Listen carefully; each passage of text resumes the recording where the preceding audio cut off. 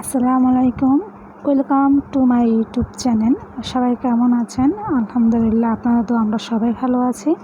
আমি যেহেতু ঢাকায় আছি, এখন ঢাকাতে সম্পূর্ণ শাটডাউন চলছে। আর আমি বের হয়েছিলাম আর কিছু মেডিসিন কেনার জন্য বড়াপার সাথে। এই রাস্তা আসলে এতটা বিজি থাকে, সেই রাস্তা আসলে একেবারে মনে হচ্ছে অচেনা রোড। সেখানে কোনো মানুষ নেই, কিছু নেই। খুব ভয়ঙ্কর রাস্তা মনে হচ্ছে আমার। আর আমরা আসলে প্রয়োজন ছাড়া বাসাতে বের হতাম না, কারণ হচ্ছে না এখন কোভিড-19 আসলে খুব ভয়ঙ্করভাবে বেড়ে যাচ্ছে। অনেক লোক মারা যাচ্ছে, নিউজে আসলে শোনা যাচ্ছে, এগুলো অনেকটা ভয় লাগছে।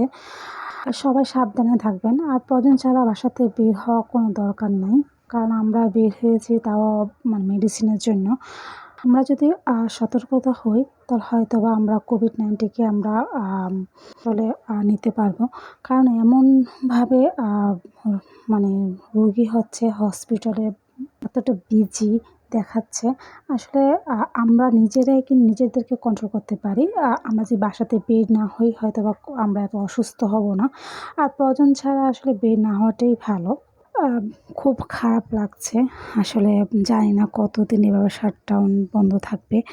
আর দোয়া করি সবার জন্য, আল্লাহ যেন সবাইকে অনেকটাই ভালো রাখে, সুস্থ রাখে। আপনারাও আমাদের জন্য দোয়া করবেন।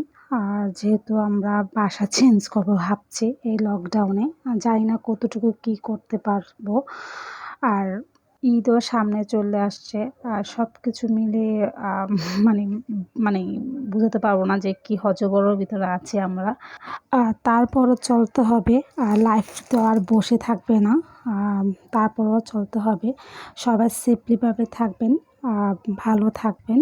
আর অবশ্যই বাসা থেকে যখন বের হবেন মাস্ক নিয়ে বের হবেন। আমি দেখেছি পান্থপথ রোডে অনেক র্যাব মাস্ক ছাড়া মানুষদেরকে ধরছে, ওদেরকে শাস্তিও দিচ্ছে।